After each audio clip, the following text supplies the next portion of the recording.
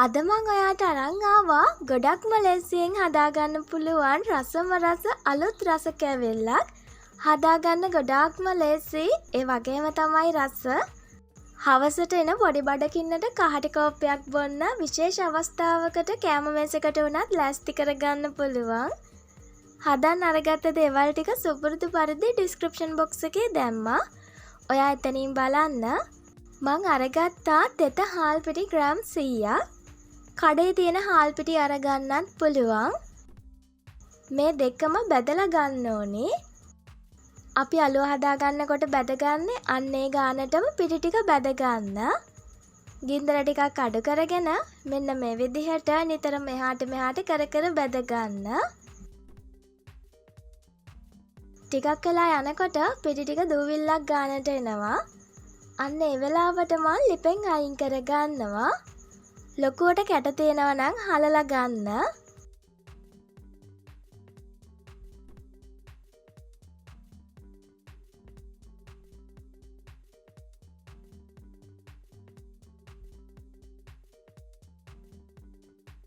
පොල් ග්‍රෑම් 100ක්. පොල් වලත් තෙත ගතිය අඩු වෙනකන් මේ විදිහට බෙද ගන්න. මේ වෙනුවට ඔයාට ඩෙසිකේටඩ් කොකනට් ගන්න පුළුවන්. එහෙම අරගන්නවා නම් මේ විදිහට බදින්න ඕනේ. පාට ගොඩක්ම වෙනස් වෙන්න දෙන්න එපා.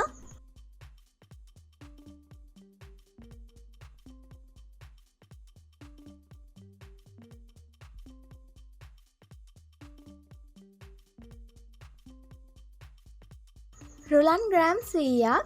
රුලන් ටිකත් බෙද ගන්න ඕනි හොඳට.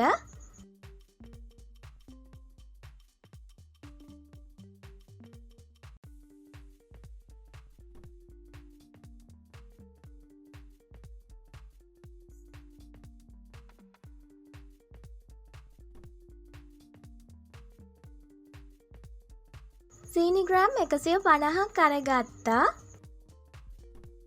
ඒකට මං එකතු කරගන්නවා ඇල් වතුර පීරිසි කෝප්ප 1/2. සීනි ටික දිය කරගන්න.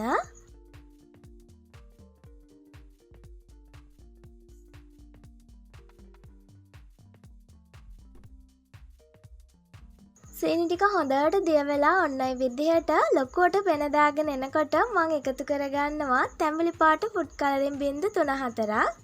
ඔයා කැමති වර්ණයක් එකතු කරගන්න පුළුවන්. කලරින් එකතු කරගන්න කැමති නැත්නම් සීනි ටික කැරමල් කරලා ගන්න. එහෙම නැත්නම් සුදු පාටටම හදාගන්න පුළුවන්. හැන්ද චුට්ටක් උඩට උස්සලා බලන්න. මෙන්න මේ වගේ එක දිගට වැටෙනවා කියන්නේ පැණි පදමට ඇවිල්ලා තියෙන්නේ. ඊට පස්සේ නිවෙන්න තියන්න විනාඩි 15ක් විස්සක්. හොඳටම නිවෙන්න ඕනේ. අතින් අල්ලන්න පුළුවන් ගානට නිවුණා නම් ඇත්තේ. ඒ අතරතුර මං වැනිලා තේ හැඳි භාගයක් වගේ එකතු කරගන්නවා. තව පුළුවන් ඔයාට තලාගත් එනසල් ඇට ටිකක් එහෙමත් එකතු කරගන්න.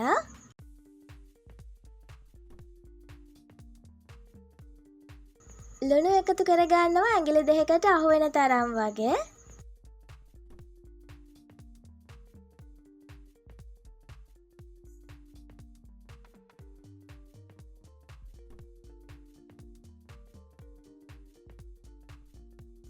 ඊට පස්සේ පුළුවන් ඔයාට පැණි ටික අතින් අල්ලන්න පුළුවන් ගානට නිවුණාට පස්සේ ටික එකතු කරලා කලවම් කරගන්න.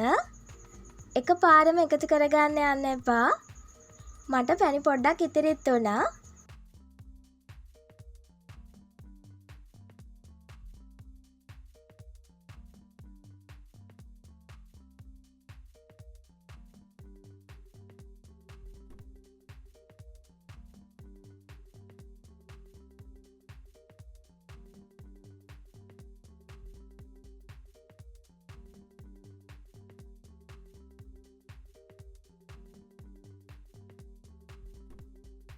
මෙන්න මේ විදිහට බෝලයක් හදපුවාම කැඩෙන්නේ නැතුව තියන්න ඕනේ.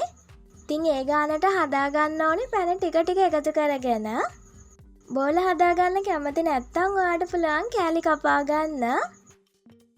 ගොඩක්ම ලේසියෙන් හදාගන්න පුළුවන් රසම රස කැවිල්ලක්.